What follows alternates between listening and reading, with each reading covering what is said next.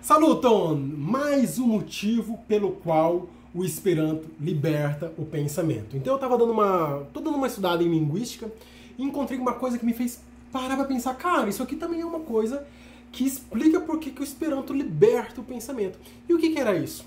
É a pragmática e a fraseologia. Na verdade, assim, a pragmática e a fraseologia são ramos da linguística, tá? E uma das coisas que é estudado nesses ramos são os usos típicos, as sequências típicas. O que geralmente se fala numa língua, de qual modo geralmente se fala algo em uma língua, de qual modo geralmente se fala isso em outra língua, e que é o que... Por exemplo, vou dar um exemplo. Por que a gente fala... quando a gente encontra alguém de manhã, a gente fala bom dia. Por que a gente não fala belo dia? Né? Poderíamos falar oi, belo dia. Desejar para a pessoa um dia belo. Por que a gente deseja para a pessoa um dia bom e não um belo dia? Isso é um uso típico, é uma frase típica, é uma sequência de palavras que tem um significado específico, preciso e que em determinado contexto é facilmente compreensível, né? Compreensível, né? Quando eu falo bom dia para a pessoa sabe que eu estou querendo dizer desejo a você bom dia. Eu não preciso encontrá-la e falar desejo a você bom dia. Eu falo bom dia e ela entendeu o que eu disse e ela responde bom dia também, pronto, beleza? Outro exemplo. Por que quando chega o final do ano nós desejamos às pessoas feliz ano novo? Por que a gente deseja feliz ano novo? Porque nós não desejamos um alegre ano novo, por exemplo. Outro exemplo, então, de uso típico, um jeito específico de usar a língua de determinada forma, tá? E isso cria padrões de como usar, de pequenas frases cristalizadas, ou mais ou menos cristalizadas, que têm um significado específico e que facilitam a compreensão, expandem um pouco as possibilidades de expressão, tá? E que ao mesmo tempo engessam o modo de expressar alguma coisa também, tá? Então, um outro exemplo. Você deve conhecer a palavra incrível, né? Incrível é típico, né? Para usar os termos que a gente está usando agora, é típico. É comum usar a palavra incrível, né? Existe também a palavra crível. Você conhece a palavra crível? Crível significa aquilo em que se pode crer. É sinônimo de acreditável, que é aquilo que se pode acreditar. Tá? Em que se é possível acreditar. Por quê? Porque crer e acreditar são sinônimos, então crível e acreditável também. Beleza? No entanto, crível não é uma palavra muito usada. Tá? Ela existe, tá no nosso dicionário, muitas pessoas usam, mas tem muito mais gente que usa a palavra incrível. Tá? Incrível. Então, quando você fala incrível, as pessoas entendem facilmente, rapidamente. Quando você fala crível, já fica um pouco mais difícil, algumas pessoas não entendem. Se você fala para uma grande plateia, gente, isso que eu vou dizer a vocês é crível. Cara, uma parte da sua plateia não vai entender o que você está dizendo. Uma parte vai entender, mas vai meio que pisar no freio. Peraí, vai ter que raciocinar um pouco mais para entender o que você quis dizer com aquilo. Se você disser de outra maneira, se você disser, por exemplo, gente, nisso aqui vocês podem acreditar. Viu? Aí é um uso típico. Essa construção de frase que eu fiz agora, ela é mais típica. Essa sequência de palavras, essa estrutura frasal que eu usei, ela é mais típica, ela é mais comum na língua portuguesa. Portanto, ela exige menos esforço mental das pessoas para entenderem o que você disse. Tá? Então, esses usos típicos, essas sequências típicas estudadas lá na fraseologia e na pragmática, elas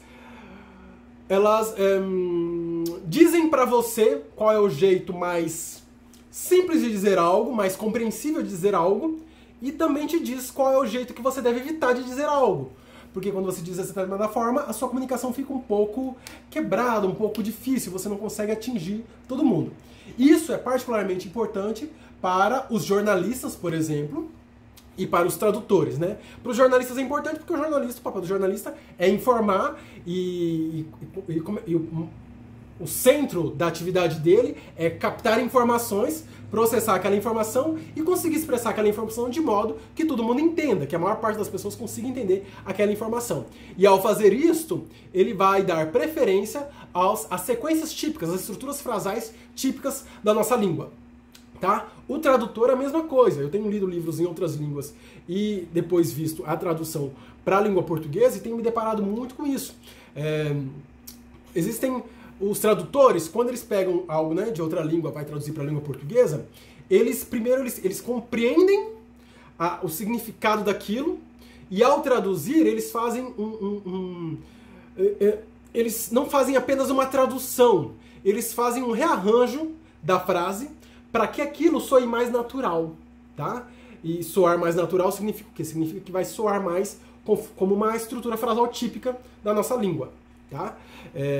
Para soar mais natural. Então, existem frases, por exemplo, estou lendo um livro em inglês, tem lá escrito alguma coisa em inglês que em português não seria bem traduzido, e ele vai ter que mudar. Então, por exemplo, é muito comum em língua inglesa o uso da palavra unstoppable, tá? Unstoppable, numa tradução literal, significa imparável. Aquilo ou aquela pessoa que você não consegue parar, que você não consegue detê-la, não consegue deter, tá? Então a tradução literal seria imparável, tá? Mas imparável não é uma palavra muito usada em língua portuguesa. Eu fico até na dúvida se existe no dicionário. Até acredito que deve existir, mas com certeza ela não é comum. Tá vendo como é engraçado? Justamente por não ter um uso típico, eu fico até na dúvida se tá no dicionário, se eu tô falando certo ou não, né? Então, imparável, algumas pessoas não sabem se isso existe. Assim como crível, algumas pessoas não vão saber se existe. Outro exemplo, para ficar no mesmo campo semântico, defensável. Defensável é aquilo que se pode defender. Por que não fala defendível, né? Defendível talvez ficasse mais intuitivo para algumas pessoas. Mas enfim, vamos ficar aqui no unstoppable. Então unstoppable é imparável. O cara, quando vai traduzir do inglês para o português uma frase que tem essa palavra, unstoppable, se ele for um bom tradutor, né, ele vai querer fazer com que a frase que tem essa palavra soe natural, não soe artificial. Então ele vai traduzir algo como assim, não sei o que lá, não sei o que lá, por exemplo, tal pessoa é unstoppable, né? E tal pessoa não pode ser detida. Essa pessoa é uma pessoa difícil de deter, difícil de pará-la, alguma coisa assim, tá? Para soar mais natural. Porque se o tradutor não fizer isso, o que vai acontecer? A pessoa vai ler, ela vai até entender, mas ela vai dar um break, ela vai dar um freio. Break é antigo, né? Ninguém usa mais essa palavra. Ela vai dar um freio, ela vai dar uma paradinha e, cara, vai achar um pouco estranho. Alguma coisa na cabeça dela vai ler, ela vai achar estranho. Ela vai titubear no entendimento, tá? É mais ou menos isso. E aí a leitura não flui muito, né? Beleza? E isso é importantíssimo. Porque, por exemplo, quando você pega um livro para ler numa livraria, né? Você está escolhendo um livro que você vai ler. Você lê lá a introdução, o prefácio, alguma coisa assim, lê a orelha, para avaliar se você vai levar esse livro, se você vai comprar. Não é isso. Se você dá uma titubeada no meio da sua leitura, se você para um pedacinho para pensar, aquele momento que você parou, às vezes é o momento em que você se desconecta daquela compreensão, você se desconecta do livro, e aí é o momento que você fecha o livro e coloca ele na estante e não compra, vai passar para o próximo livro. Então, um bom tradutor, ele vai sempre fazer com que as frases que ele está escrevendo, na língua portuguesa no caso, soe natural, tá? Soe natural. E soar natural significa construir frases que seguem uma estrutura típica, tá? Uma estrutura que é comum naquela língua. E tá, vamos rápido para a ideia, né? Em Esperanto, existe isso? Existe, tá? Então, existe sim sequências típicas do Esperanto, existem estruturas frasais típicas do Esperanto, tá? Isso não foi criado diretamente pelo Zamenhof, pelo menos não tudo foi criado pelo Zamenhof. Isso foi surgindo na língua, naturalmente na língua, a partir dos primeiros falantes. Então, essas estruturas frasais, essas fraseologias, essas sequências típicas de frases, né, e de modos de se expressar em Esperanto, foram bastante influenciadas pelos primeiros falantes do Esperanto. Os primeiros falantes foram principalmente franceses, russos, poloneses e alemães. Então, essas quatro etnias que influenciaram bastante esse modo de se expressar em Esperanto logo no início da criação do Esperanto, tá bom? No entanto, o Esperanto, apesar de ter sim esse modo típico de falar, isso não é muito cristalizado no Esperanto, tá? Isso não é muito engessado, não é muito engessado. Então, por exemplo, eu posso falar crível em Esperanto. Qualquer esperantista vai entender. Mesmo que não seja tão típico, tá? Mas vai entender. Eu posso falar unstoppable em Esperanto, eu posso falar imparável em Esperanto, defensável em Esperanto, e qualquer esperantista vai entender o que eu estou dizendo. E eu posso fazer outras estruturas de frases, né? E os esperantistas vão entender. Eu posso, por exemplo, em Esperanto, facilmente inverter a ordem sujeito, verbo e predicado. Sabe essa ordem que é tão comum na língua portuguesa? Sujeito, verbo e predicado? Eu posso fazer, me expressar predicado, verbo, sujeito, predicado, sujeito e verbo, sujeito, predicado e verbo. Eu posso alterar essa ordem em Esperanto, tá? Sem alterar o sentido da frase e sem criar dificuldades para o não esperantista entender.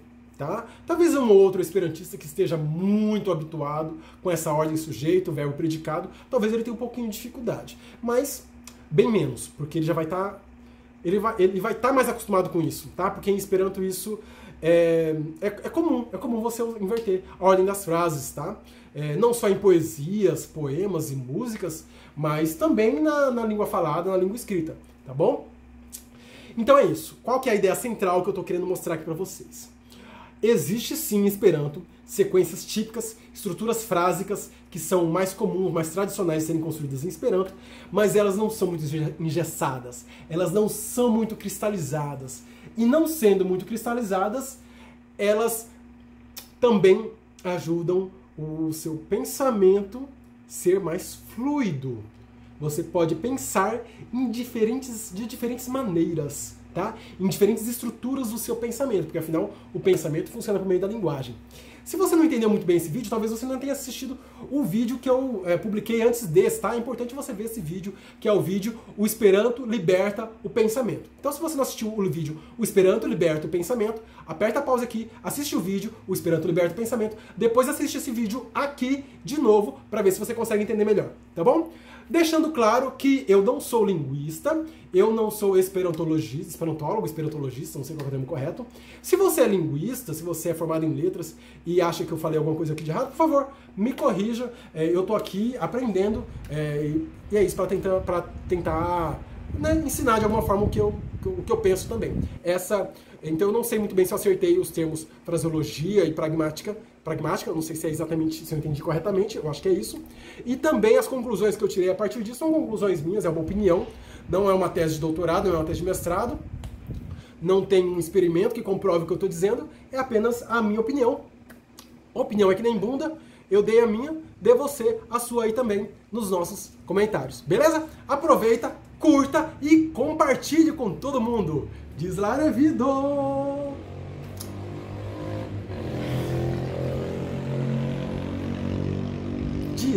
Você pode ir embora. Aliás, aproveita e clica aí nesses quadradinhos, clica aí e assista mais um vídeo do canal Esperanto do Zero.